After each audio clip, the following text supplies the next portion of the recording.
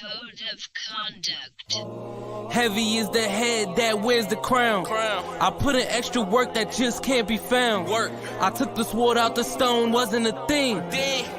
Look me in my eyes cause I'm a king. Look me in my eyes cause I'm a king. God made me punch in accurate numbers. My castle won't crumble.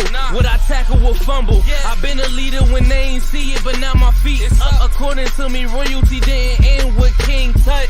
Crown on my head, clouds is at my legs. Big says sky is the limit. I look down on the ledge. I push the bar like I'm opening a cell. Hands in my cookie jar, you won't come out with a single nail. I need all of mine. The weight of my shoulders won't fit on a scale. What's a king to a giant? Well, Goliath fell. Even if we playin' chess, dog, this king can't be checked. I make all my moves on the board, I invented my steps. I'm a king, the blood of a ruler, I feel like Mansa Musa. Make your squad disappear like landing by the Bermuda. Triangle, look at it from my angle. I'm a king, the closest thing to being one of God's angels. Yeah, I'm a king. Heavy is the head that wears the crown. I put in extra work that just can't be found. I took the sword out the stone, wasn't a thing. Look me in my eyes cause I'm a king. Look me in my eyes cause I'm a king. Good morning, good afternoon, good evening, and good night. This is the Code of Conduct with the King podcast. I am back. It's your boy JSpenceTheKing. I know that I got the intro a little off there. I'm a little rusty. It's been a couple weeks, so y'all gonna have to forgive me. What is going on, everybody? It's your boy JSpence. I am happy to be back. As everybody knows, it's been a trying couple of weeks, but I'm here, I'm back, and we're gonna get it going. There's been a couple changes. So Madison Carter is absolutely still going to be joining us soon. It looks like Shaun King had a family emergency. He may be popping in or he may not, but we're going to make sure we get him on here because we have some things that he would like to say, some things that I would like for him to say. And so yeah, we're gonna get there, but I got dog hair on me. But I also invited somebody who I admire, somebody I look up to, somebody who has been putting in a lot of work in the community of Buffalo for BNMC and just for the community. I'm going to bring him in now, and then when Madison joins us, we'll bring her in as well. So Kyrie Stevens from BNMC is joining me. What is going on, Kyrie? My man, what's good? Man, I appreciate you taking the time out to do this. I know, like me, I know it's been a lot going on for you the last couple of weeks. So, like I said, thank you for joining me. But let's get right into it, man. It's a couple things that we're going to talk about when Madison joins us. But you've been like on the front line of this. So like from the moment it happened and the that we're talking about, in case if there's any listeners who aren't aware of what I'm talking about. If you're watching this live, you see the background. I changed the backdrop, and there's the list of the 10 names of the victims who passed away at the hands of a coward at Tops on Jefferson. So we're going to talk about that. We're going to talk about how it affected the East Side. We're going to talk about how it affects the Black community. We're going to talk about how it affects the community of Buffalo as a whole, not just to continue to separate things. I do want to talk about it from a perspective of being a Black man or a Black woman in Buffalo, but I want to take off the segregation even out of conversation. That's a big problem that we have, and we're going to talk about that. But so let's just from the start. When it happened, when it first happened, and you went down there, just tell me about your experience, like the day of, like what is it that how did that whole thing kind of just play out for you? Man, it was surreal because I was at a baby shower, my sister's baby shower, and then prior to that, I was at a christening, and then I was about to head to the ECMC gala, just celebrate, all of the frontline workers who are nurses and doctors and EMTs and all of them. And I went, so I heard about it, and then I heard about it again. Like first I heard that someone had got shot at Tops. And I was like, wow, that sucks. I mean, that's terrible. Why are they shooting people at Tops? And then I heard it was a mass shooting at Tops. And I was like, wait a minute. It's a mass shooting. And then I heard that he was the shooter was specifically targeting Black people.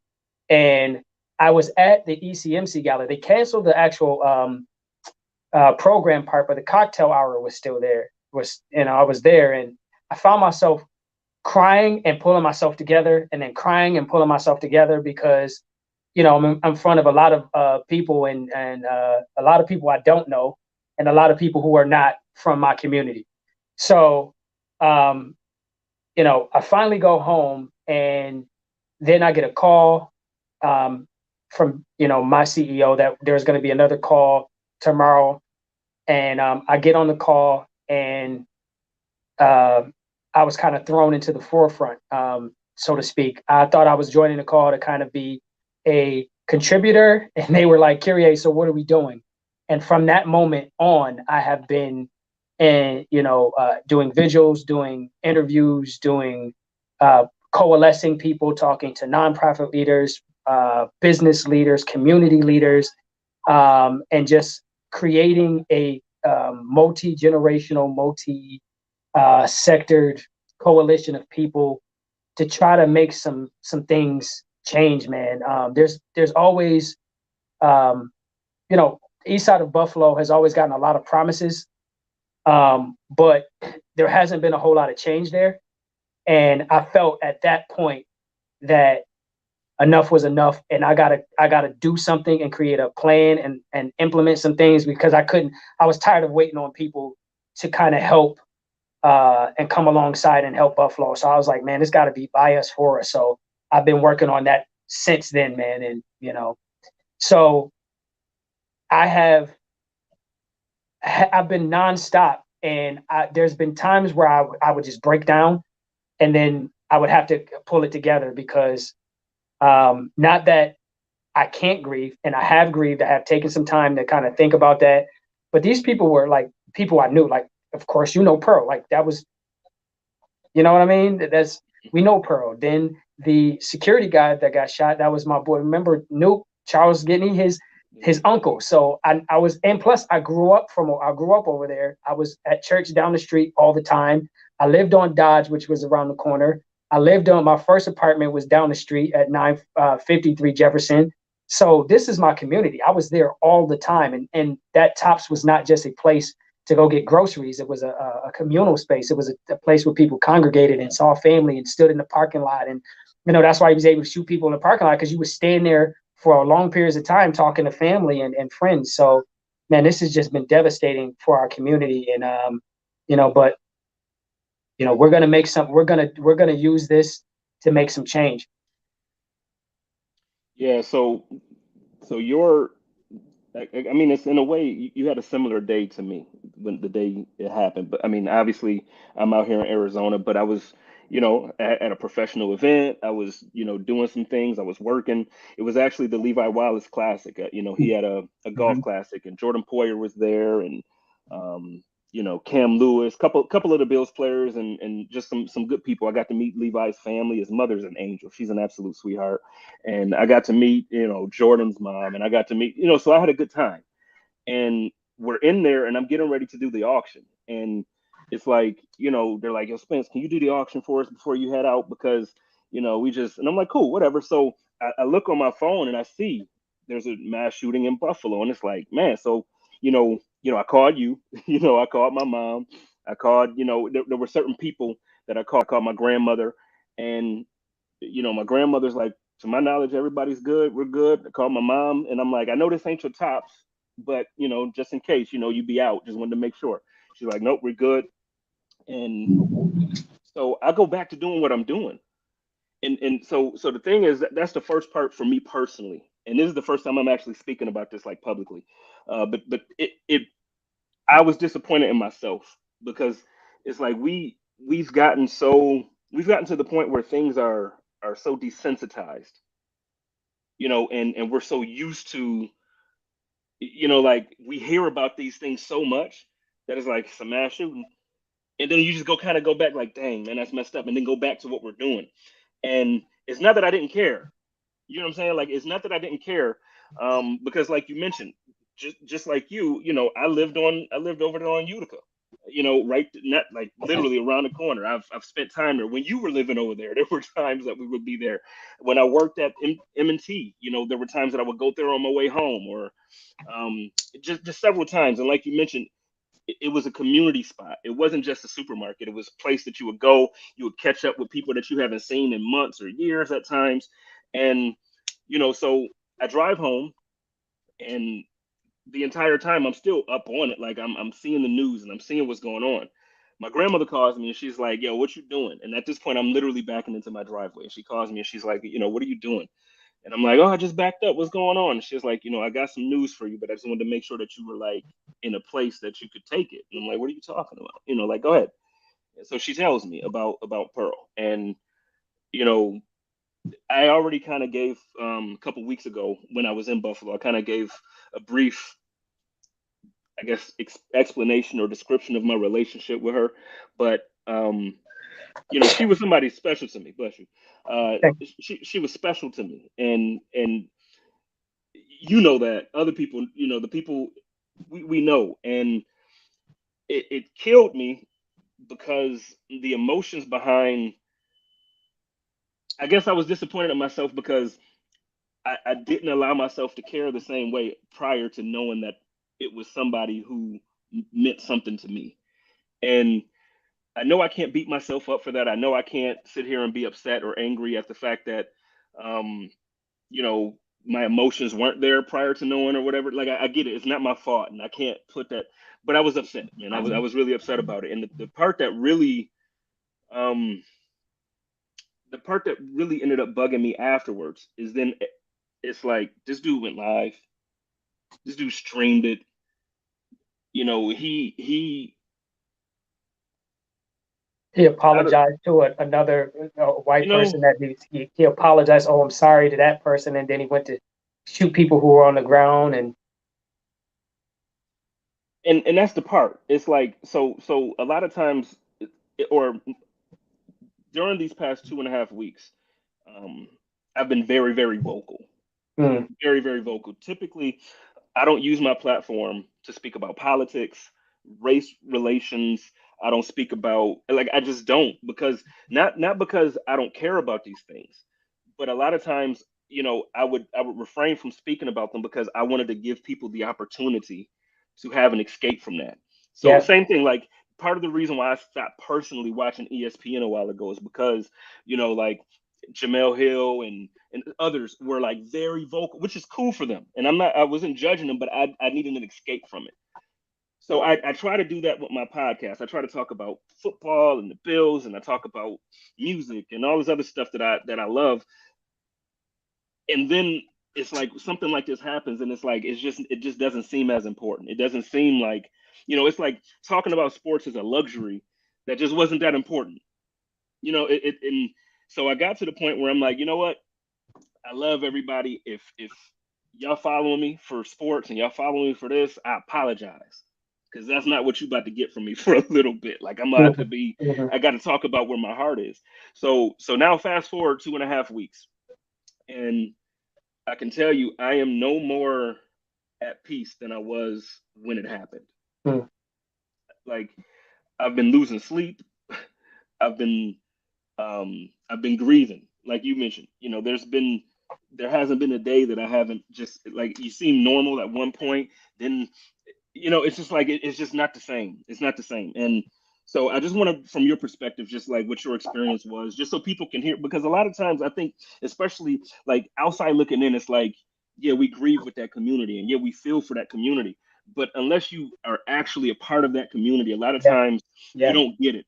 And I wanted to publicly grieve, not to the point where I'm just out here crying on the show and timeline and stuff, but I wanted people to understand the processes and the steps that we've been going through. And it's difficult. It's yeah. difficult to do that publicly, but I wanted to do that because there are so many people who claim they love me. Like Mm. there's just so many people who claim they support the family, they support the church, they support the pod, support all this stuff, and then it's just words instead of action. Right. And so the reason why I wanted to grieve is because, like, no, if you claim you love me and you really love me, I want you to see this pain, and then I want you to be real about it. I don't want you to just say it for the fun of it. Like I don't want you to say it when the cameras are there. when the news leaves, I still need to see you putting in some work Right. because that's how important it is to me. Before I go any further, I want to bring in my other special guest. She's joining me now. She has some going. She's a professional, so she had a lot going on. I want to bring in my homegirl. I love this woman so much, Miss Madison Carter. What is going on? I cannot believe you actually let me onto the show after arriving here fashionably late. But hello, greetings. Thank you for having me. I just don't know how to read because I'm thinking we're supposed to be here at 9. I have my hair wrapped up, as you can see. I'm just going to get real cute for a 9 o'clock podcast. But here we are at 8. So It's all good. No apologies needed. I am grateful that you are here. I see Kyrie, Obviously, boy on here. yep, That's what's obviously up. Kyrie is with us. We kind of were just talking about, obviously you heard the tail end of that there. We were just talking about the experience the day of, and I remember speaking to you the night of, and you were like, you know what, I'm on my way to Buffalo. Like I'm headed there now. And I don't know if that was like I feel like after talking to you, it was a personal decision for you to go, but also professionally. So just from the jump, like from your time there, like going, you know, what was the inspiration for you to just be like, no, I need to be there, and then just kind of talk about what you experienced being there? Yeah, I'm out. It's Saturday. I'm here in Atlanta. So I'm out having a good time with my friends. And then I started getting text messages from actually former TV people in Buffalo. And they were saying, yo, did you see what happened? Did you see what happened? And I'm like, nah, I'm, coming off a boozy brunch. What do you mean? So then I started reading the news. And I've never gotten that sober that fast. I mean, it was truly sobering news. And so I'm sitting around. I turned on, like, I work for the company that owns Channel 2 now, but I turned on 7. That was my former station. And just my mind didn't even think to, watch your people. Like, oh, those are my people. So I turned on 7. I'm watching their wall-to-wall coverage. I'm thinking about what I would have been doing if I were on the ground. I think I put out a tweet, too, that was like, yo, this is when it really matters who brings the news, right? This is when it matters, that you trust somebody, that that somebody might have a camera and a microphone, but they care about you, that they've been to your community before today. So I had those thoughts going through my head. And I think I'm just putting out tweets being like, I wish I was there. I need to be on the ground, et cetera, et cetera. And then I finally got the call from the senior vice president of news for my company. And she said, can you get on a plane? I said, ticket's already booked. I'm on my way. So I got there as soon as I could. First direct flight there was. Buffalo misses you, and I promise this isn't like a public. I'm not trying to recruit you back to Buffalo. Like I they got understand. money back there. Let me know. Hey, My bags are already packed. I'll let you know, but I mean, I just want you to know, like from me personally, and then even from the people that I've heard from who were there, and we appreciate you coming back for that, and not just to come back to report on it, but you're right. It matters who's there, and it matters who is the one bringing the news and who is, because you got to be able to relate to really get that message across the right way. And I just want to appreciate you publicly. I just want to say that before we go any further. Kyrie, did you have anything to add to either what she said or what? Because I want to move on a little bit, but Yeah, no. I mean, Buffalo definitely misses you. You are my sis from the moment I met you because you're so real and authentic, and you didn't just come and report news. You became a part of the community and part of the family, and that is not always how it happens in Buffalo. Buffalo is a very siloed place, and there are pockets of people who don't always mesh with everybody else. But you were never that, and those to lose a person like that in our community when everybody's not like that, there's always a hole. And so I'm just really grateful to see you and grateful that you showed up, and that's it. We miss you. I'm working hard out here, and it's hard to get another you. So I appreciate that so much. It's always nice what they say when you give people their flowers when they can still receive them like that. That's what that feels like to me. So I just want to say thank you to both of you. Well, that's what I try to do, and I try to do it, really for everybody, but especially when I get the opportunity to say it face to face. And kind of like what Kyrie was saying, just to echo that, Like, you know, I started this podcast a couple years ago, and I met you prior to starting the podcast. Like, we actually met. Um, I think it was at one of the colleges. There was an event going on that you were ECC. kind of hosting. Was it ECC? Why do you Okay. remember that? He was with me. Yeah, yeah. Oh, I He didn't was even there. realize that. But the thing is, like in the pod space, like obviously I do sports and I do all this stuff, but like you big homie me, and I appreciate that. Like you like, no, we gonna get you down with the NA, you know, Yes. like you really big homie me, and you connected me with some good people, and you know, you kind of you made sure you had my back, and I appreciate that. So you know, we ain't gonna keep loving on you. We ain't gonna make you cry now. We gonna move No, on. you got to get to your podcast topics because there are some Yeah. important things that I know we got to talk about tonight. But thank you to both of you. Yeah, so I just wanted to make sure we got an opportunity to say that because I do that with Kyrie every time. I talk to him almost too much, so I do that with him all the time. But so let's talk about the issues that I feel, and really you can bring up some stuff too. But one of the biggest issues in Buffalo for me, obviously we can talk about the food desert, but before we get there, I want to talk about the fact that the city is still viewed as one of the most segregated in the country. And it can be, you can look at that and say it's by design, like once the 33 was built and all this other stuff. Like we read all the articles, we know the history, but the thing is, it's a very difficult thing to explain to people outside of Buffalo because every city I've ever been to, I'm not gonna say every city, but for the most part, like 95% of the cities I've been to just don't operate the same way Buffalo does when it comes to that. So let's start with Madison, then we'll swing it to Kyrie. But why is it, aside from obviously what happened, why is it an issue that the east side is mostly black people, south side is mostly, west side is Hispanics? Like, why is that an issue? I think this is a good question, and it might be easier for me to explain to your broader audience as somebody who came into Buffalo. So I came into the experience. Curious had a few more years on me of living in that world. But I will say, when you talk about why is it an issue, it's because it is designed that way. The 33 is a highway that legitimately went through this beautiful park and separated like the black people from the rest of downtown. One of my biggest pet peeves, and it's something that came back up with all the reporting on Buffalo, was that people use East Side as a synonym for black people. And it pisses me off. I'm like, say black people if you need to, but like in Buffalo, it is synonymous. You say East Side, it means you're talking about black people. And because east of Main Street, that is where most of the black people live. And it gives people in Buffalo almost this false sense of security. It's like, oh, like that's happening over there, or they're poor over there, or they don't have grocery stores over there. I was talking to some journalists and I remember them saying, oh, we heard there was a shooting. And we said, where was it? And they said, Jefferson. They're like, oh, all right. Like that's how ingrained it is in people's minds that like we are othered in Buffalo.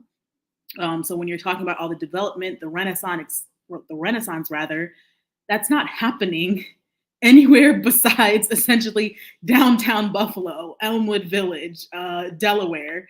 So those are just some neighborhoods near downtown for people who aren't from there. So when you talk about why is it a problem, it's because people, there are 2 to 3 sides of Buffalo. There's the Buffalo you hear about, there are the Buffalo Bills, and then there is East Buffalo, or the east side of Buffalo. Kyrie, you can jump in.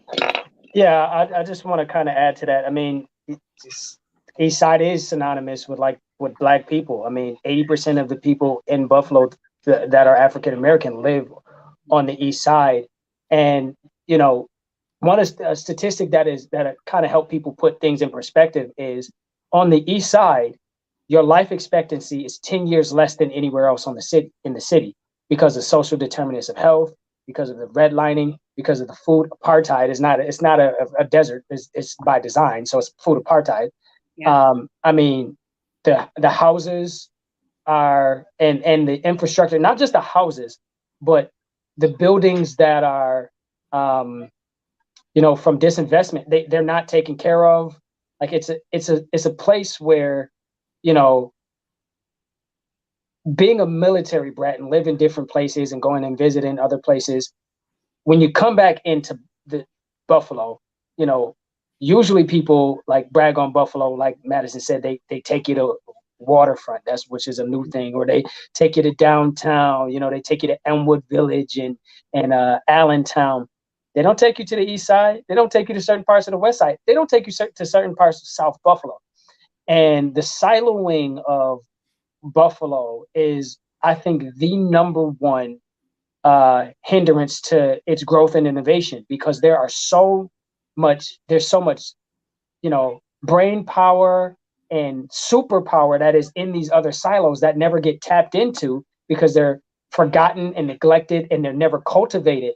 And it's infuriating. It's, I have since moved off of the east side of Buffalo because I didn't want to raise my kids over there. It's like I still have family. My family home is still there that I grew up in. My sisters are still there, but it's like we go in, we hang out with family, and then we try to get up out of there. And I'm working in the community because I'm from there and I love the place, but it is not a place sometimes where the school systems are bad, and I don't want my kids to feel like they're getting less than what they deserve. And I feel like on the east side, we're getting less than what we deserve. And it has been like that for a very long time. So we're doing things. We're trying to do things about it now. Sorry to cut you off there. Like what you just said about education, that was so important, because the thing is, it's like, so you and I feel are blessed, and we had an opportunity that not everybody from the east side gets. So Kyrie and I, we both went to City Honors, and it's like it's a public school, but it's not. Like it's like a private school. You got to take a test, and you got to, so we were able to go there, and we got this great education. But it's like, some of my closest friends, some of my family members went to the schools that's right there on the east side, and at one point Bennett was looked at as, oh, Bennett, man, they have a great law program and they have this. It wasn't looked at like that when we were in high school. Burgard wasn't looked at like that. And I'm not speaking negatively about those schools. So if you're listening and you went there, represent, I feel you. But at the same time, there's a clear difference with the way the education is spread out through the city of Buffalo. And there's the education system, like we're already talking about the grocery stores. There's like on Bailey, there are two grocery stores close to Bailey and Kennington. One is on Harlem, and that's in Cheektowaga, and one is on Main Street, and that's in Amherst. Why do the people of the east side need to go into another town to get groceries? Regardless, I don't care if it's 5 blocks. Why do we have to go into another town and support that town, as opposed to supporting our east side that we love? Why aren't the schools getting the same opportunities that the schools in other areas get? Like, this is the issue for me. Amherst has a pretty good school system. Your kids, I believe, Kyrie, they go to Sweet Home. So same thing. Why can't we get the same type of opportunities educationally as Sweet Home? Why can't we get Orchard? I haven't been to Orchard Park, so I want to speak about Orchard Park schools and stuff. But I can guarantee you they got a little bit better off, of a system overall than we have on the east side of Buffalo. And I just don't understand that. And this is leading to my next point. How do we hold the leadership accountable? Because listen, Kyrie, I know you work in the city, so you ain't got to really say too much. I don't want you to get in no type. I ain't scared. Well, no, I know you're not. I ain't scared. My boss ain't scared. and I don't. But it's like, okay, so Byron Brown was on CNN, and this is what really got me going. Like, because I was grieving, I was just grieving the loss, and then I see this dude on CNN, and he's like, the east side of Buffalo, the black community has been disenfranchised and underloved and underfunded for decades upon decades and upon decades. Bruh, you've been the mayor for 16 of those years, and you was a council member. He basically climbed the ladder in politics in Buffalo. So you've been in positions of power to be able to help. But you're blaming it on decades and decades of other stuff? Like, what are we doing here? And so for me, it's like, at what point, or how do we hold this man accountable? We can start with Maddie, because Madison, she was like, I got something to say. So let's start off with Madison. So I'll jump off your point because I spent a lot of my time trying to understand this. Like, and I think I even talked about it, like why people have turned on the mayor is because they feel like we've given you not one, not two, three, four, but 5 terms to get around to us. And from the people I spoke with that have worked in the administration, they're not curious. I will say this, my outside sources. I think the strategy, and someone can correct me if I'm wrong, was that the mayor was saying, and I think he has said publicly, I gotta build Buffalo in these areas, and then like eventually we'll get there. He's like let me have some growth here, and then it'll spread. He's saying like the growth is going to spread to different parts of the city, but the problem is like that economic advancement, the development, the educational opportunities, the art, the culture has not yet spread to the east side, outside of Northland. Northland, I think, is a fantastic facility. Northland Workforce Training Center. It's a place where people go to get workforce training. There's an art exhibit there. Ooh, the best restaurant is over there. Manna, my goodness, one of my favorite places. And that was a big deal. He really touted that as like, here, I thought I was coming to the east side and I put this one center here. I think people are fed up. They said, hey, man, we've given you a lot of time for it to spread to us, for it to be our turn. You did what you had to do. You brought these people in. The development's great. When is it our turn? And he just hasn't gotten there yet. And I don't know if he's going to. All right. So I can go. Your turn. Right, I'm gonna go. Go. So my take is that at this point, we can't wait on Byron Brown. We can't wait on council members. We can't wait on anybody. It has to be something that is done for the community, by the community, which has to start with awareness, awakening. It has to start with education and understanding what resources are out there. Because like Madison has said, it has been like 5 terms, right? And it hasn't happened yet. And part of it is because I think the east side of Buffalo is a bit dejected. It's disenfranchised. And a lot of people on the east side stopped dreaming about what could be, what should be. And they got into this place where it's just like, well, it is what it is. They said it was going to happen. It didn't happen. So, who am I? How can I change this? And that's what happens when you get promised over and over and nothing happens. So I think we have to start to continue. We have to start to coalesce and pool our resources and do what they did after during Reconstruction, where the Black people came together and they did things because nobody was going to come help them. Second thing is there has to be some type of law that is passed that is an anti-racism law against Black folk. Asians got it. LGBTQ got it. They say they come and listen to us, but they don't do anything for us. And if you look at what happened in Tulsa, or you look at Rosewood, or you look at any Black Wall Street, you look at any of these places, even after the economic growth came and we began to take care of ourselves, it didn't stop people from using white supremacy to come in and tear down and dismantle everything that we've already built. So there has to be some measures put into place where people can't come into our communities and tear them apart, because this guy who came and shot, he didn't come from Buffalo. He came from outside. So what is there to stop people from coming from outside of our city into our city to wreak havoc on our city? It has to start with us paying attention to who's around and safeguarding and like, because you can't come into Cheektowaga, right? You can't come into Cheektowaga, and if they don't know you, they're not going to follow you or question you and say where you coming from, right? You can't come into Amherst and as an outsider and not be checked.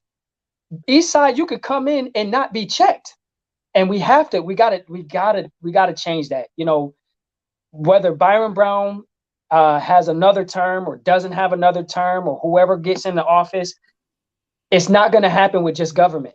it can't be just government. It has to be a multi-sector, multi-generational thing that changes and turns it on its head. And then some safeguards got to be put into place. I know this isn't my podcast, but I have a question. Because Kyrie brought up something that I was seeing online. I didn't jump into the discussion because I didn't have anything for them yet. But what I kept seeing come up was people saying how Black people are an open, a loving, and a forgiving people. Like, we just immediately after the families were saying, I'm going to forgive him. I'm not ready yet, but I'm going to forgive him. And Black people, a lot of them were like, why are we this way? What you just said about like, yeah, come on in. You need some groceries? Come on over here. You need to know where the rolls are at? Let me take you. Like, that's just who we are. And I wonder, I don't think that's going to change. But just hearing that discussion, what do you guys think? Yeah, I don't think it should change. I don't think it should change that we aren't love. I mean, that I don't want us to not be loving and inclusive and forgiving, but I do want us to be wise. I do want us to pay attention to the signs. If it, there are people who mean us harm just because of how we look. It's a fact. The DOJ says, the Department of Justice and Department of Defense, the DOD says that the number one threat towards the safety of America is white supremacy, right? And if that's the case, then where is the and I got this from Shaun King. He said, where's the I would say time, talent, and treasure, but where's the plan, the budget, and the people resources that are allotted to dealing with that and keeping us safe? I think there has to be a certain group of us who becomes the guard at the gate. We'll let you in. We're not gonna harass you, but we're gonna vet you. There has to be a vetting process. And I don't mean in a process where they follow you, where we're not gonna follow you around the store because we think you're gonna steal in that way. But we're gonna have a conversation. We're gonna build relationship to say, okay, we know that this person is somebody that we love, we trust, we want to include. But it can't just be automatic. You don't get citizenship in any country just automatically. You shouldn't be able to just come into the East Side and not have to have a conversation or have a relationship with anybody. You can come into the East Side, you can buy up our property, you can do whatever you want to do and never talk to your neighbors. Never have a relationship. And that can't be how we do things. Everything has to be through relationship. If you don't want to have a relationship with us, don't use the resources that we have. You know what I mean? Our houses, all of that stuff. You can't do it without relationship, man. And I think we are a relational, communal people, and when that's not going to change. But we have to expect people to want to have a relationship with us too. We can't just continue to, be pushed away all the time. Like we sometimes we grabbing for the hug and they stiff arming us, and we still grabbing for the hug and they stiff arming us, and we like, oh, you're gonna get it eventually. And it's just like, when do you move on to the next person? And when do you start to hug yourself? When do you go to your next neighbor and hug yourself? So some of the stuff that I'm saying is controversial, and I understand that, but it's true. Like, we have to start loving ourselves, and we have to demand relationship. We have to demand reciprocity. We have to demand, people who say they love us to show up and show us that they love us, not just talk about it. Don't just sit down and listen to my problem, because what we do is we become experts at explaining the problem. And because people sit down and listen to us, we feel like they care. But you can listen and not do anything. I care about you by my actions, not by me just listening. Yeah. And I think there has to be a time for action for the East Side, for the Black community, period. When are y'all going to pull up on us and show us that you love us? And not just in the times where there's trauma and drama. Where are you going to pull up? Are you going to pull up on a Thursday night when there's nothing going on? Are you going to come to you're going to pull up to the Juneteenth parade and not just be in a parade, but are you going to come and sit down and talk and hear the history? When you start doing that, then we know you care. Yeah. And you know what? To your point, it was one of the things that I sent out as a, like, I can't call it a press release, but when I was like explaining kind of how my shift was going to be coming up, I said, like, Black people, we always tend to find beauty in our pain, and we always tend to we heal ourselves and we heal the outside, like the people who did it to us, we heal them while we're healing ourselves. And I don't regret that. Like, I don't think that that's a negative thing for us, but I agree with you. At some point it has to be, look, you got to reciprocate. We need this to be real. We need this to be a two-way street. We need this to be one of those things where if you say, one of the things that really got to me, and this is a personal thing, so I'm not speaking for anybody else on the show, I'm not speaking for anybody else in the community, but one of the things that really got to me, I understand the gestures of coming down to Jefferson, and I understand volunteering time. I get it, and I appreciate it. Trust me, like when I was down on Jefferson, one of the things that was so beautiful to me, again, is how accepting we are of people and trying to come together as a community in moments like this. But the issue for me is, how many of those people have ever stepped foot on the east side before? And I'm talking about from the person who nobody knows, who just came to do it, all the way up to the most popular person on the football team. How many times have you stepped on the east side of Buffalo? I know Dion lives over there, but other people are there, and it's a press release, it's a photo op. And for me, it's like, I didn't take a picture on Jefferson, Me either. but I hugged so many people. I cried with so many people. I sat there and I held hands with family members, talking to people about how they can't sleep at night. Like, I still can't sleep at night because I keep replaying the video in my head. I keep seeing it. I see, you know what I mean? Like, this is real for me.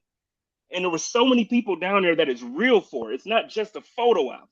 And you come down here and you want to, again, I'm grateful. So don't mistake what I'm saying here as like a lashing or me being ungrateful for any of the participation. But what I'm saying is, now that the cameras are gone, how are you showing support? Now that CNN and Fox News and MSNBC is gone, all the cameras are gone. They moved down to Texas. Now there was another shooting today at I didn't even get a chance to really look to see what the school was. There was another shooting today. So the media's going there. In Buffalo, where are the people? Where are those people who were there for that? Are you still going to be donating food? Are you still coming down there to help pass out food and personal items for young ladies who don't have another place to go and pick this stuff up? Yeah. Where are you at now?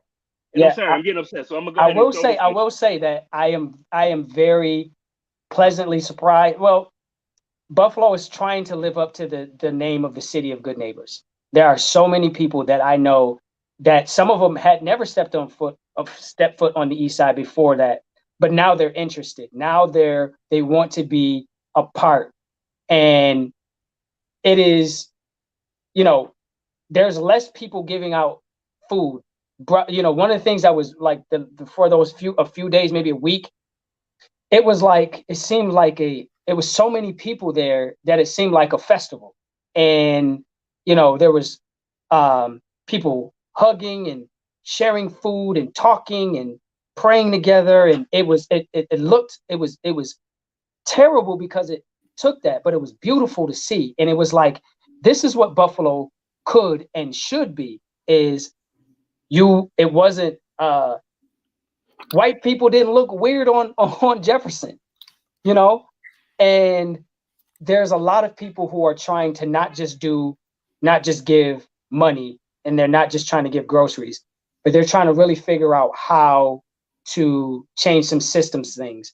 And it's not everybody, but there are some people that are there that are like, okay, man, I see it. I understand. This is crazy. This woke me up. George Floyd was the beginning. This is another level. And Madison, go ahead. I'm glad you said it, because I'm getting ready to tell you why I don't buy it. And it is because of George Floyd. It's because my little Black behind was out there for the protests downtown 2 years ago, Mhm. when George Floyd was killed, and they said this, oh my gosh, we want to be allies. What can we do to help? We brought up all these issues. And then there was a little bit of a runway to talk about it. I spent a lot of time reporting about, some of the issues and the health disparities, higher cancer rates, all this other stuff. And they're like, damn, that's crazy. Oh my God, you guys got killed? And it's starting over. Yeah. And so, but that's the reason, like, I'm not buying it, because every time something happens, we say, I was pissed. 2 years ago, all of the TV stations, you said, we're going to make sure that our newsrooms are in a place to respond to another, major issue that has to do with race. And 2 years later, they had to fly my black ass in from Atlanta because none of the newsrooms were in a place to respond. Yeah. And they still are not. So I am pissed and I don't buy it. Yeah.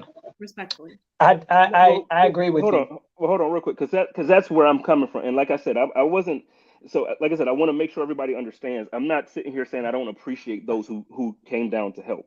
What I'm saying is, okay, you were there to help when the cameras were there, or you were there to help when. But now, like Madison said, 2 years ago, after George Floyd, there were protests. There was a lot of things going on that she reported on, and people woke up then. People woke up then, and they were like, "Okay, we get it. We want to be an ally. We want to be on your side." And then it disappeared. And the thing is, again, because of the siloing, because they never, like, people's mind thinks where their feet stand, right? And if you're removed from that space, it's out of sight, out of mind. And if you're not doing life with Black people or anybody who's in that space, you tend to move on and do life as usual. And if you're not doing life with any, that's back to your point about Buffalo being one of the most segregated cities, is it gives you that luxury to not rub up against that. It gives you the luxury to not have to feel or be uncomfortable because your space is fine. Your schools are fine. There's not as much violence or crime there. There's like there's parks, and there's your buildings are looking great. So you don't even notice that. And if you don't have a person who reminds you of that, then it's out of sight, out of mind. And I think now, it started with George Floyd. It's even more now. And this is back to the relational thing where we have to, expect and demand for that reciprocity and relationship. I'm not coming out to Elmwood to hang with you all the time. Come down here with me. If you want to hang with me, come sit in my backyard. You know what I'm saying? And this one thing that I read online today, which was very disheartening, it was like heart-wrenching, but it's true. One of my friends put up a job posting, and someone put on the posting that they were not going to come to the interview because they're scared of that side of town because of what happened in the shooting. And I'm pretty sure that this person was not African-American. So that's the thing we got to combat. It's like, I'm not going to let you live in your bubble. I'm not going to, like, if you're going to deal with me, you're going to deal with me. And I'm not going to just assimilate and come to your side of town and deal with, you know what I mean? I gotta have that relationship. I let so much stuff go from that weekend because I was upset and focused on so many other things. But the amount of, I'm gonna lose some listeners, I already know. The amount of people that weren't Black or weren't from that community, didn't even live in the area, going out saying, I'm okay for everybody out of town, I'm good. Of course you're good, because they weren't targeting you. And there has to be a level of sensitivity to these things. So like the post you're talking about, how dare you, after this, you go on Facebook or Twitter or whatever and publicly say, oh, I'm not going to, I'm scared to go over there. We live here. My grandfather lives there. But we did before. Your sister. I'm saying we did before, and nothing changed. People said that when I moved to Buffalo, my white bosses said, I said, where do I live? They said, don't live on the east side. Don't live on the west side. Try to live downtown. Are you paying me downtown money? Number one. The answer was no. So they were scared before. So you're right. Don't come on this post up when I'm scared to go over there. You weren't coming before, and you didn't care if other people, if your granddaddy was living there, whether he was safe or not. No one cared because they don't live there. Kiri, I think what you said was fantastic. As we're over here venting, I think you are really providing some solutions, because I think that's really, what you're looking for, Jay, is like, what can we do? And I think what you said is so important. Like, come here, do some grocery shopping here, go to our library, live here, work here. Yeah. Like, yeah, I think Relationship here. Have relationship here. Yeah. Like, get to know the people. And one of the other things that I noticed while I was there, when I was in Buffalo, one of the things that, and I noticed it before, but obviously when stuff like this happens, your eyes open up again, and it's like, why is it that? And Kyrie and I talked about this yesterday for a while. It's also disheartening that the care of the East Side. So, like, aside from people automatically thinking that it's a dangerous side of town, it's also the city doesn't make sure that it's manicured properly. Every single empty lot I drove by, grass was as tall as Kyrie. He's only like 4 feet. The grass was that tall. You know what I'm saying? On every side, every empty lot I drove past, the grass was as tall as Kyrie. And then you got, you can. So when we were kids, strays, God, please. He can only get away with that because that's like my brother. But that's like really my best friend. I'm not 4 feet, people who don't know me. I am short. 4'4". So, but when Kyrie and I grew up, like, we would play football. He lived on Harriet Street, right? There was an empty lot across the street from his house, kind of catty corner. We would be out there playing football because the grass was cut. You could actually play football there. Right now, no kids play soccer, football, anything in any of these lots. How? So you don't even have a safe space for kids to go and play. Doesn't make sense. I already know potholes is the whole city, so I'm not gonna just say that's about the East Side. But there's so many things that are just not taken care. I drove down Bailey. Now I grew up like Bailey, Killington, and then a little bit later on I grew up like Bailey, Langfield area. You drive down that block. When I was a kid, my mom could take me school shopping without leaving the East Side. I didn't have to leave Bailey and Killington, from Bailey and Killington to Bailey and Winspear. I could go shopping. I could shoot. If my sister wanted to flex, she can go and get some of that jewelry that girls used to like, all that stuff. She didn't have to leave the East Side. We didn't have to go to the Galleria. We didn't have to go to the Boulevard Mall or Eastern Hills or wherever. I don't even know if those malls are still. I know Galleria is. I don't even know if those malls are still open. But we didn't have to leave. Literally, I could go around the corner from my school. I went to 68. This is how ingrained in this community we are.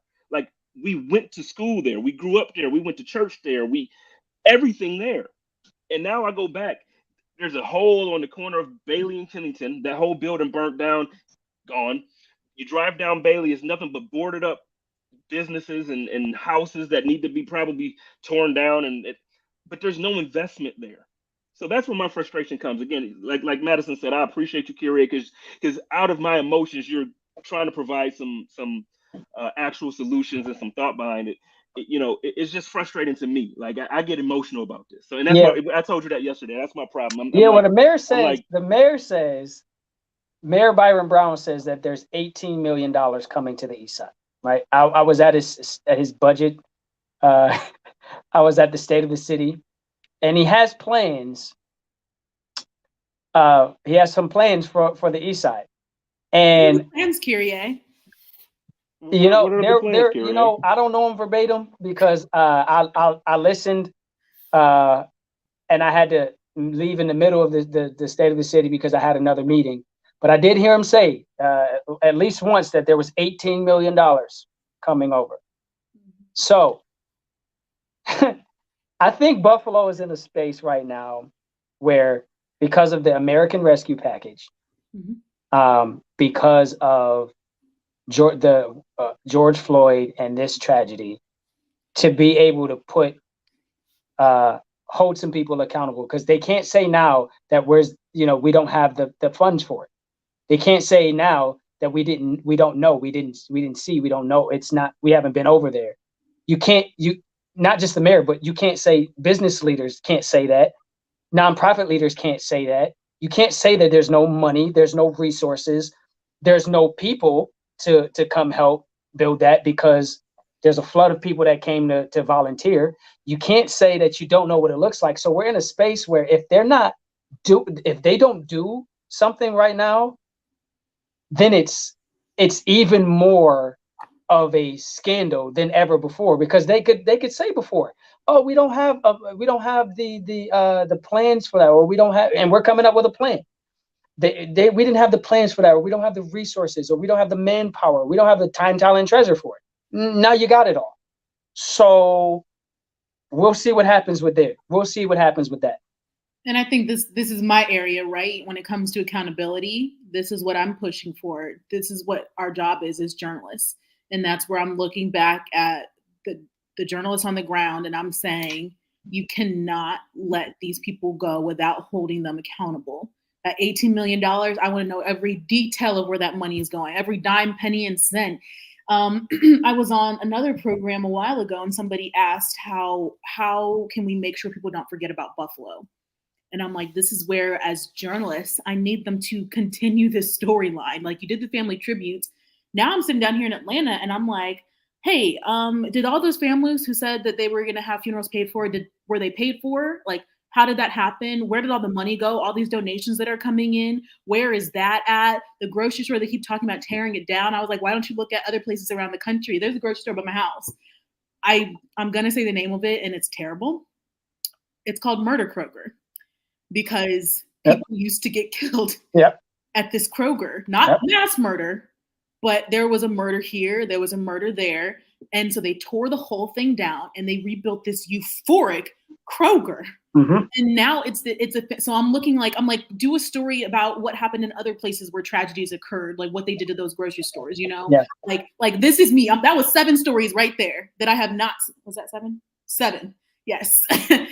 I'm like, I need the journalists there to do better, to hold people accountable and make sure that the storyline continues past just tributes. Honor those lives lost by continuing to follow what's going to happen next. Because we're so ready to get up out of there. Like, okay, we did our Black coverage for the year. Bounce. So, I want to ask both of you this before we get out of here. I mean, if you and I don't know if you have time. Like, if y'all can do some overtime, I'm for it. If not, we can end this up. But I do want to ask. I still got till 10, which is when I was expecting to be here from 9 to 10. Okay, well, thank you. But I do want to ask both of you though. So, for me, you know, I'm not a journalist like you, and I'm not a community leader like in the city like you, Kyrie, right now. So, what can I do? I get a lot of questions from people asking me what to do, what they can do, and the thing is, I know where my heart is, and I know what I want to do, and I know what I'm gonna do something. Like, I know what I got an idea of some things that I'm gonna do, but just from your perspective, you know, and again, we can start with Madison, swing this over to Kyrie. What, from your perspective as a journalist, and you knowing what I do, you know the podcast space, and you know the little bit of, I guess, the platform I have. What do you suggest for me? What I would love to see from you, and where I think you can really serve best, is by connecting people and those resources. Like, you know this area, you're connected to all the families. When you're hearing from back home what is needed, be like, I got someone for that. I got someone for that. Because then your people who are over here, you know, in the sports world that you built, your company, all these other things, they're looking for ways to help. You have friends that are journalists, you have friends that work in healthcare, you have friends that work in City Hall. Like, you know so many people, and you're hearing it from all sides. So I think the best use of you is to connect all those resources and to make sure people aren't forgetting about the needs on the ground. Yeah, I completely agree. I think, you know, again, back to the siloing thing, to integrate those networks, because you have a network of people who are, I'm sure, are looking to do things and want to be a part, and they don't have the network, or people know the people that, you know, they're not connected there. So you can be definitely a connector and a bridge, and also just continuing to use your platform to just be real and continue to speak on what you know to be true. And you bring the hard truth, man, and in a way that's palatable. Not to say that you got to soften anything, but make sure that what you're doing is strategic. And you're and I know you're a strategic person. So just continue to do that, man. Be strategic in how you're presenting and connect those people, like Madison said. Okay. And then, so now a follow up to that, the same question, but now again, there are a lot of people who have emailed, text me, DM'd me, and are asking the same thing. Aside from going down on Jefferson and you know, passing out food or doing whatever, what are other ways right now in the community? And we can start this one with Kyrie. But what are other ways that people can help? What are ways that people can be supportive? What are ways that people can just in general? What can people do right now? Talk to somebody from the east side. Go out of your way to start a friendship or start a conversation, so that, because, and I put this up on LinkedIn, and this is my to date my most viral liked post. It talks about how the east side, you know, people think that they were coming and they were helping, you know, doing charity work and helping the less fortunate, but they're not. They're nurturing the powerful. They're, you know, they're you know, nurturing the powerful. They're watering thirsty trees. They're sowing seed. Like, this is not a space that is the less fortunate. Out of everything that has happened, people from the east side have still become journalists and the doctors and the EMTs and the police officers and the firefighters and the chief diversity officers, and all of that has come after, with everything stacked up on the east side. We have still managed to become the best of the best. So imagine if we didn't have these intentional kryptonite laced barriers that keep us from our superpower. Have conversations and start relationships with people, so that you don't see the east side as those people, as the others, but it is your people. Because when those people become your people and you have skin in the game, then you move mountains for your people. If they don't become your people, you will never be a real ally, and you will never be a real a person that really does the best that they can, because they're not your people. Until the people of the east side become the people of the west side's people and the people of the, you know, North Buffalo's people, until that happens, we're going to still have this problem. So go and befriend somebody, and not in a fake way. And it doesn't have to, you don't have to go and talk about race relations. You don't have to go talk about, I'm so sorry about this things that happened. It starts with, how was your weekend? Tell me about your kids. What do you like to do? Talk about the bills. Talk about something, and move it. And don't just stop it there. Go have coffee, and then, you know, have dinner and have your spouses or whoever, and let your kids play. Do those things. Again, it's got to be a relational thing. There has to be reciprocity. And that's what people can do more than anything, more than giving money, more than volunteering. Become a person who has relationships with people from every side of the city. Madison? Mine is simple. It's to keep asking questions and keep demanding answers. Journalist Heather wrote, media has the shortest attention span, and she is correct. That is so true. It's infuriating because it's on to the next. And then what we do as journalists, I'm gonna give y'all some inside tip here. We sit around on the internet and figure out what people are talking about. What are they saying? What do they want to hear about? And then that's how so many journalists go out and find the stories. So if you ask for it, if you continue to demand answers, even to some of the stuff Kyria was saying, if you don't understand something, ask. Tell somebody, can you go explain this to me? That's what I really want to see. Obviously, as a journalist, I don't want the media to just keep moving past this because it's uncomfortable. So I need people to demand to know where that money you donated went. All these diapers we put, who got them? How do you know? What is the mayor doing? Why did he partner with the partner for this money? You know, what are the relationships? Transparency. So I think that's my biggest thing. All right. Well, ladies and gentlemen, y'all have it. We got some solutions here. Kyrie Stevens is you're not on Twitter, are you?